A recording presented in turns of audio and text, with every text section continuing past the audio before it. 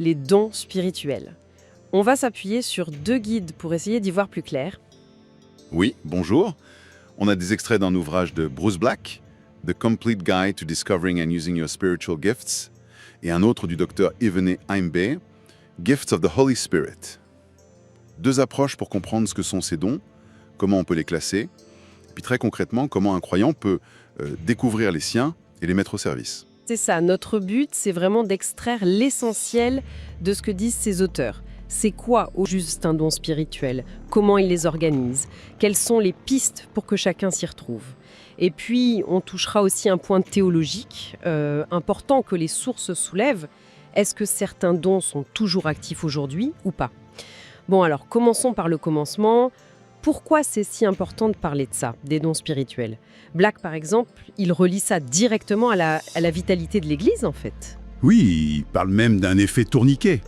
C'est assez imagé. Ah oui, C'est-à-dire, des gens qui viennent, qui visitent une église, mais qui ne restent pas, qui ne s'ancrent pas. Et il suggère que peut-être un manque d'implication personnelle, lié au fait de ne pas connaître ou utiliser ces dons, pourrait être une des raisons, quoi. D'accord, c'est une interpellation assez forte sur la place de chacun, alors. tout à fait. Et pour définir ces dons, les auteurs y retournent au Nouveau Testament, au grec. Ibem rappelle des mots comme pneumatika, les choses spirituelles, mais aussi diakoniai, les services, energemata, les manifestations de puissance, phanérosis, les manifestations visibles. Pas mal de vocabulaire grec. Oui, mais les 2 s'accordent pour dire que le terme clé, c'est charismata. Charismatin. Ça vient de charis, la grâce. Donc littéralement une chose qui vient de la grâce, un cadeau immérité. C'est fondamental, ça. Absolument, c'est le point de départ. D'ailleurs, Ibem donne une définition qui résume bien tout ça. Il dit en substance que ce sont des diversités de grâces spéciales données par Dieu à chaque croyant. À chaque croyant, sans exception. Oui, c'est ce qu'il souligne. Et ces grâces permettent à chacun de manifester la puissance de l'Esprit, mais au service du Seigneur. Et pour que les autres membres de l'Église, en bénéficient et soient édifiés. Donc plusieurs points clés là-dedans. La source, c'est Dieu, l'Esprit Saint.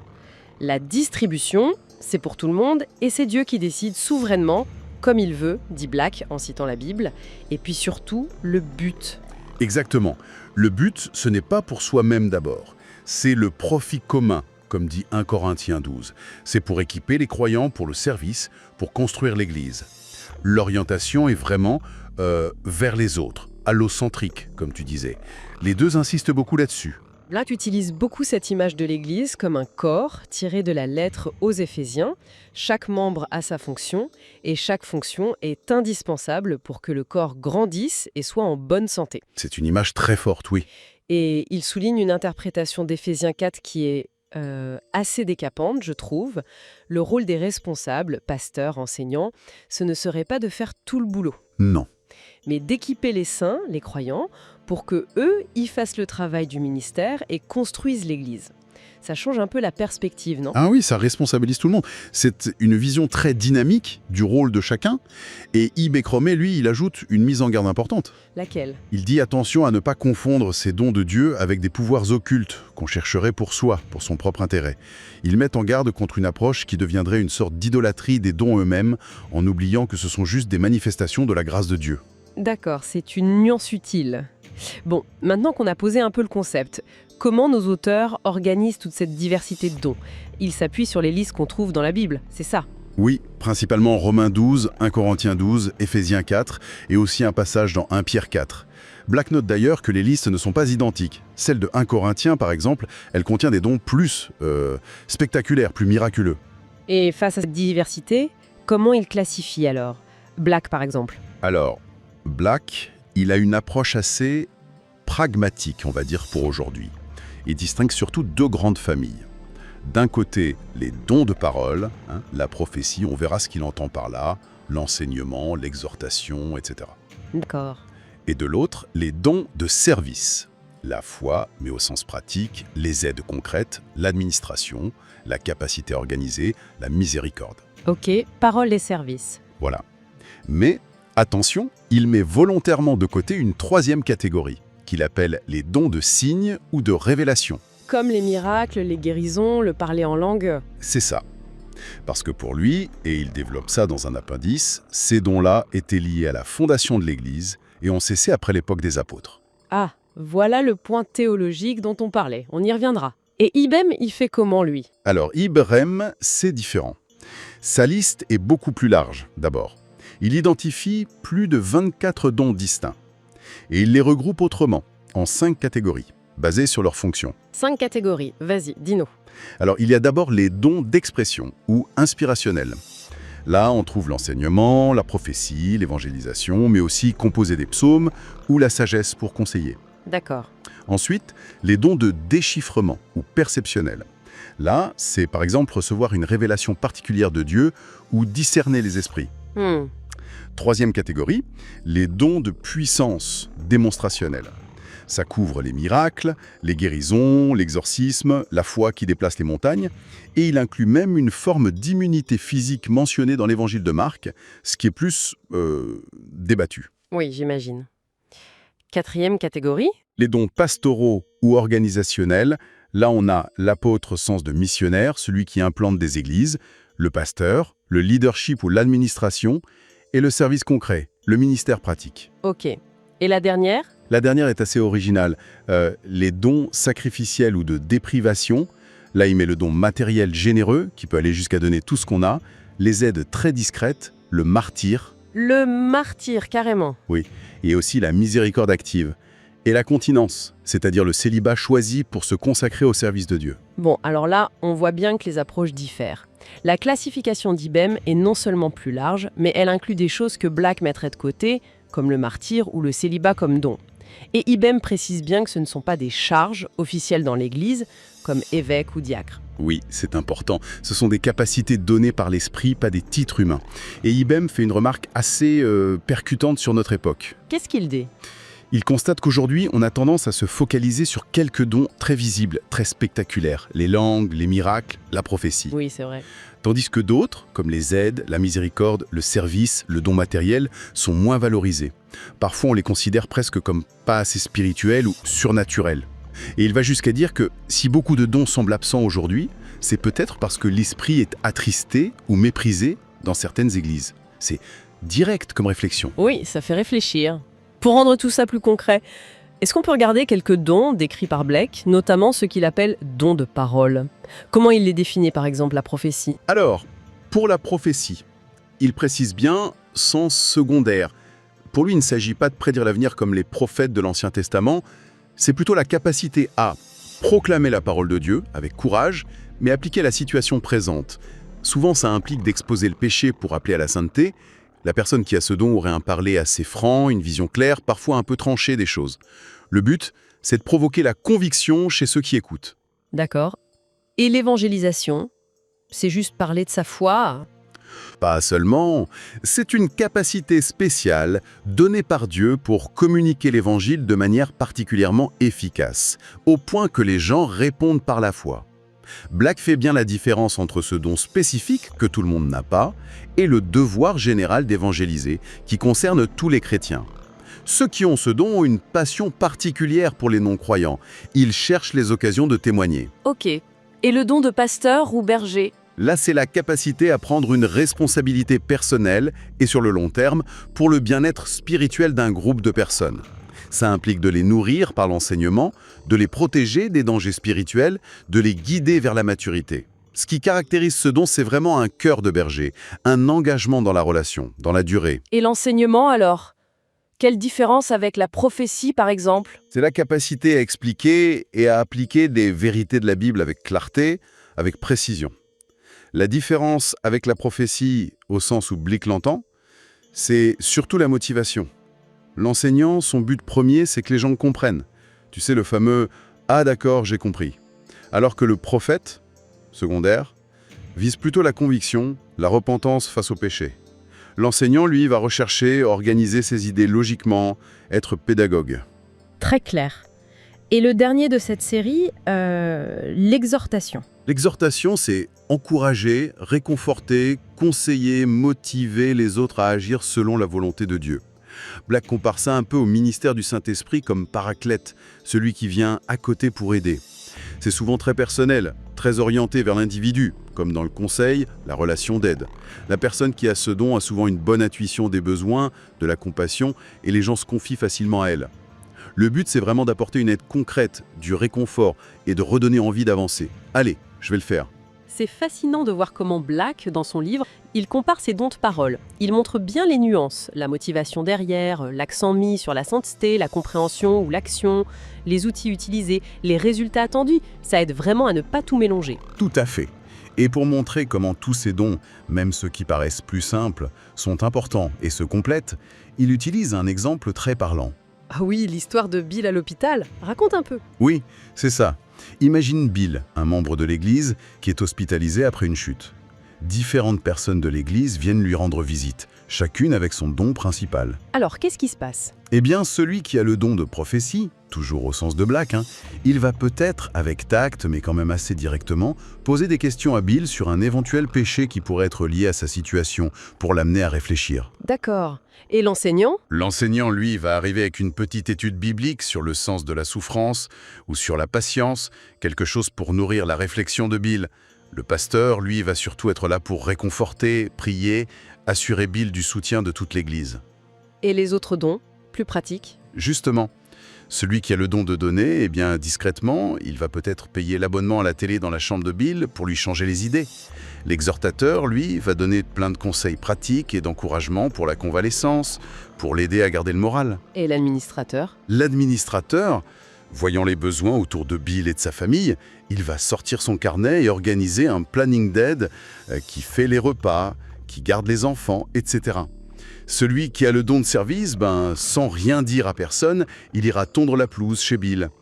Et puis, il y a celle qui a le don de miséricorde.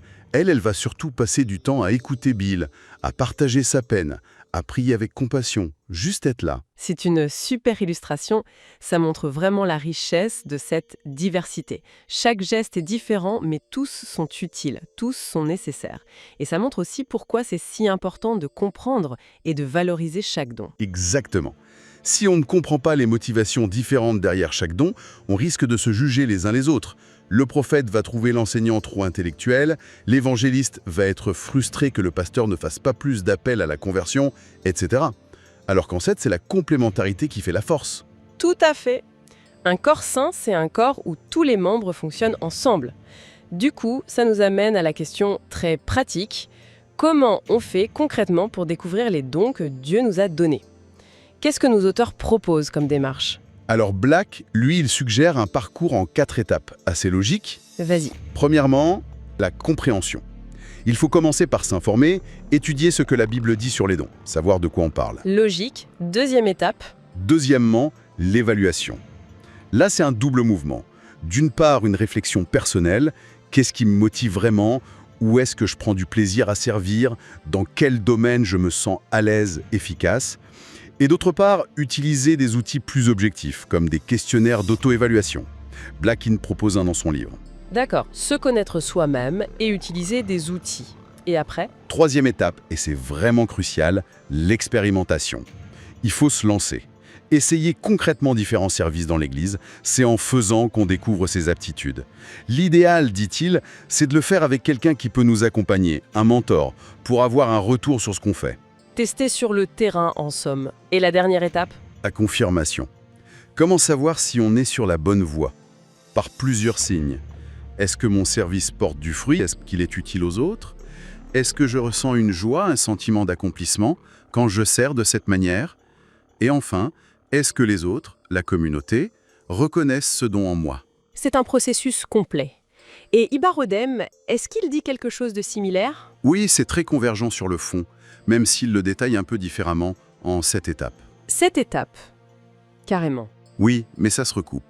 D'abord, il dit « Examinez les bases, votre conversion, votre relation avec Dieu. » Ensuite, étudiez la Bible pour connaître la variété des dons.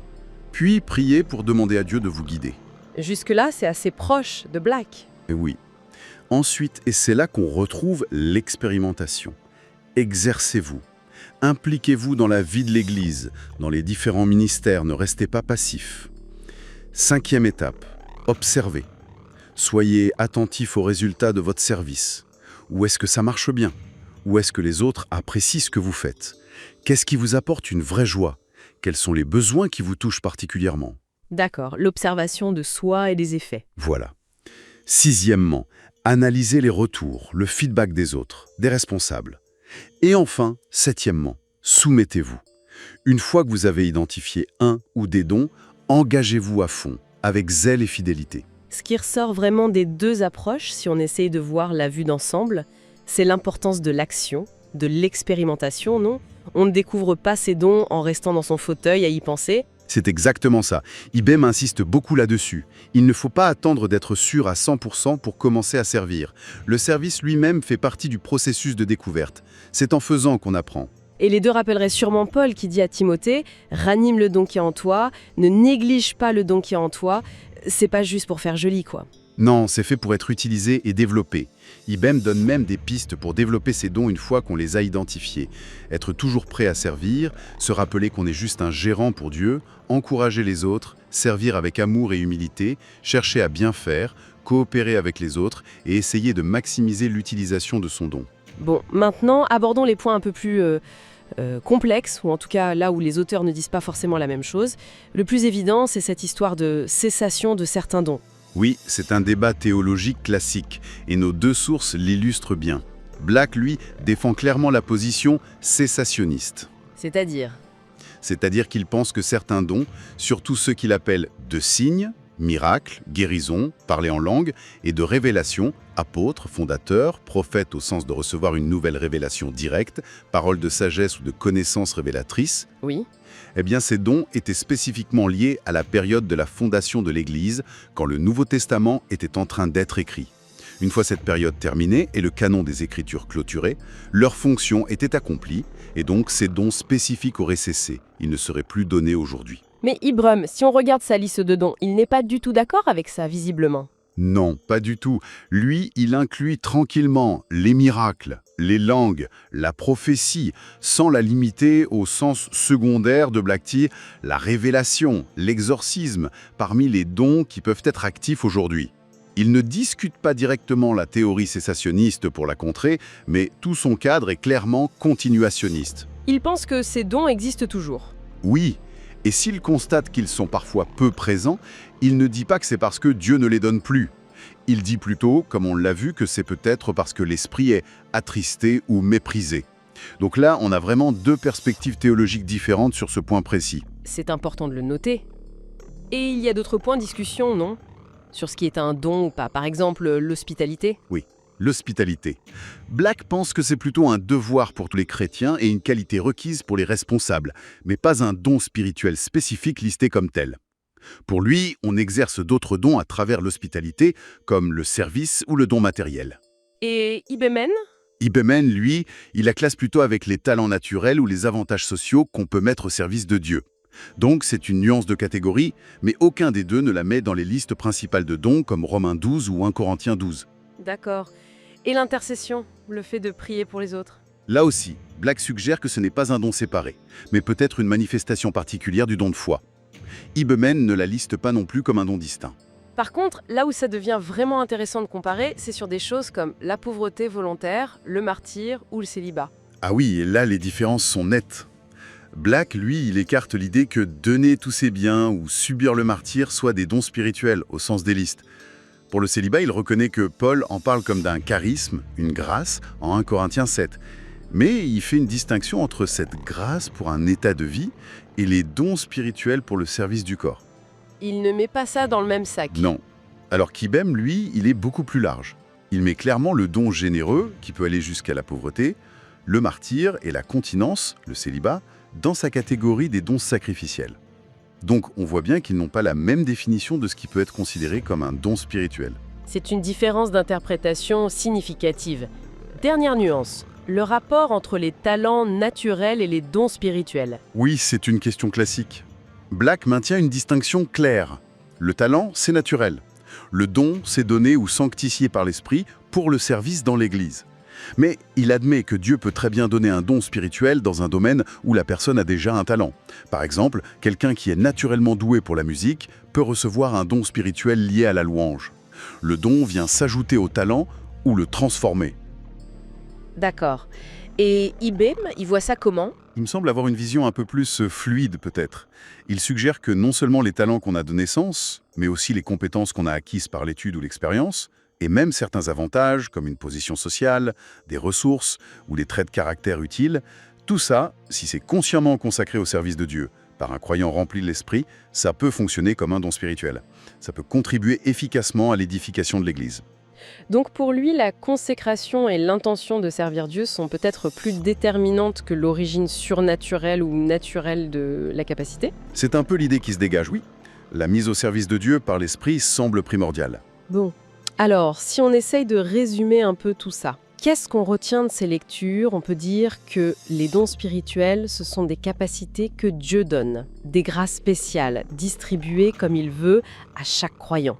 Oui, et toujours dans le même but, le service des autres, la construction de l'Église, vue comme un corps où tout le monde est lié et important. Et il y a une grande diversité de ces dons, bien plus que les quelques-uns dont on parle le plus souvent. C'est peut-être ça une des choses importantes à retenir. Tout à fait. L'idée force, c'est vraiment que personne n'est laissé de côté. Personne n'est sans équipement dans le plan de Dieu.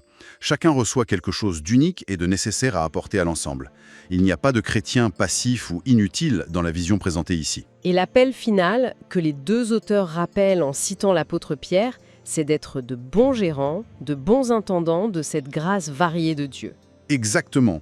Utiliser fidèlement ce qu'on a reçu, pas pour se mettre en avant, mais pour le bien des autres et pour la gloire de Dieu finalement. C'est à la fois un privilège énorme et une sacrée responsabilité en fait.